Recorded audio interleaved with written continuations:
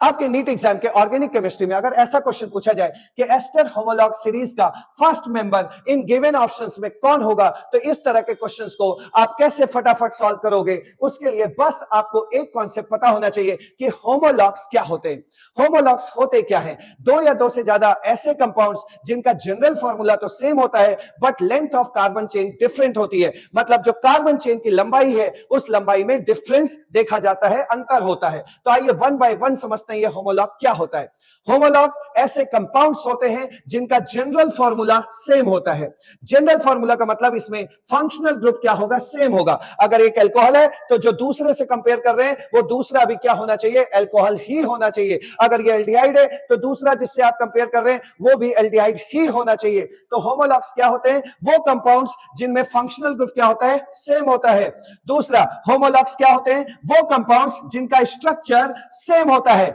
But homologs क्या होते हैं? वो कंपाउंड्स जिसमें CH2 यूनिट का डिफरेंस होता है। CH2 यूनिट का डिफरेंस का मतलब एक CH2 का अंतर भी हो सकता है, दो CH2 का अंतर भी हो सकता है, 3 भी हो सकता है, 10 भी हो सकता है, 20 भी हो सकता है। तो मतलब CH2 यूनिट का अंतर होता है। ऐसे कंपाउंड्स को हम होमोलॉग्स कहते हैं। तो फाइनली एक बार फिर से बोल दिया जाए, होमोलॉग्स क्या होते हैं? होमोलॉग्स ऐसे कंपाउंड्स होते हैं जिनका फंक्शनल ग्रुप सेम होता है, जिनका स्ट्रक्चर सेम होता है, बट उसमें CH2 यूनिट का डिफरेंस होता है। क्लियर हो गया? अब यहां पे अगर आप CH2 यूनिट बोल रहे हैं तो अगर इसे हम मास के टर्म्स में बोलना चाहें तो कार्बन का एटॉमिक मास आप भी जानते हैं क्या होता है? 12 होता है। हाइड्रोजन का 1 होता है। यहां 2 हाइड्रोजन है तो 2 कर दो तो 14 ग्राम।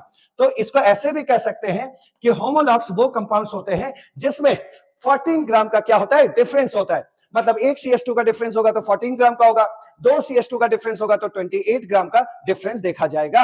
यानी 14 ग्राम के रेशियो में डिफरेंस होता है। ठीक है भाई, तो यहां से होमोलॉग्स तो समझ गए।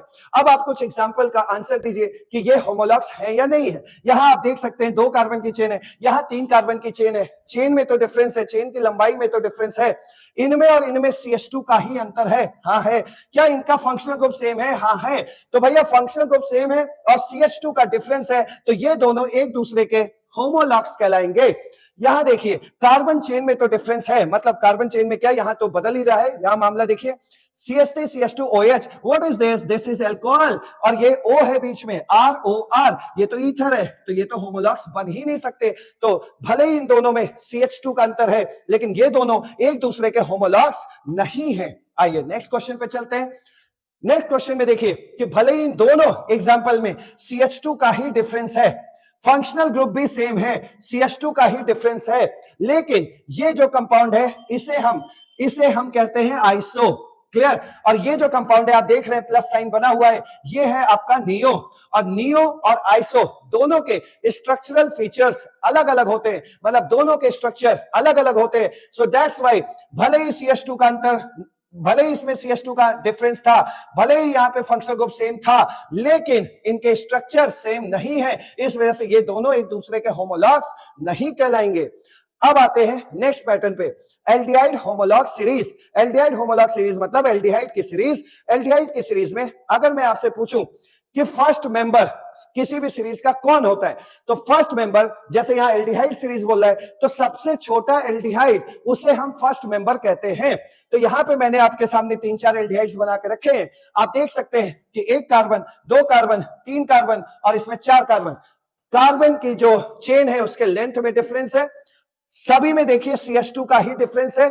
इसमें देखोगे 1 CH2 का है, इसमें देखोगे 2 CH2 का डिफरेंस है और इसमें देखोगे 3 CH2 का डिफरेंस है।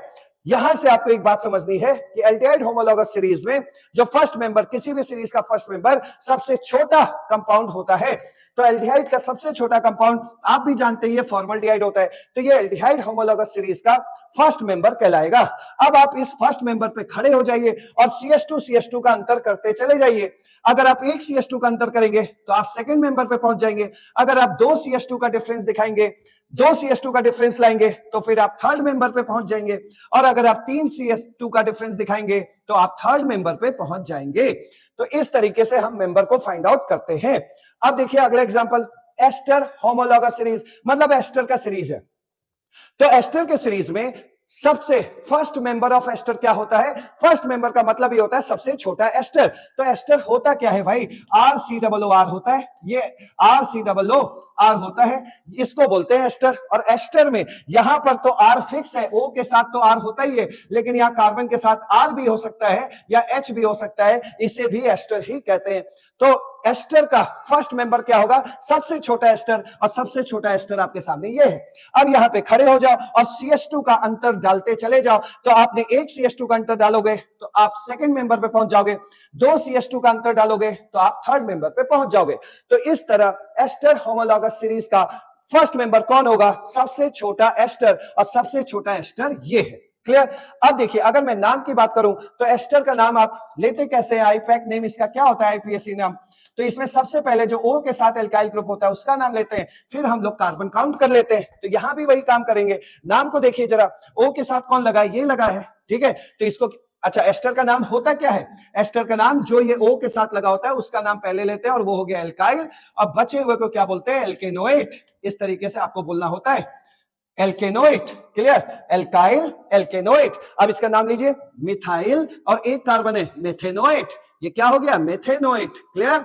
तो मिथाइल मेथेनोएट। आगे बढ़ते हैं, O के साथ जो लगा है पहले उसका नाम ले लो, मिथाइल, दो कार्बन है, एथेनोएट। क्लियर हुआ?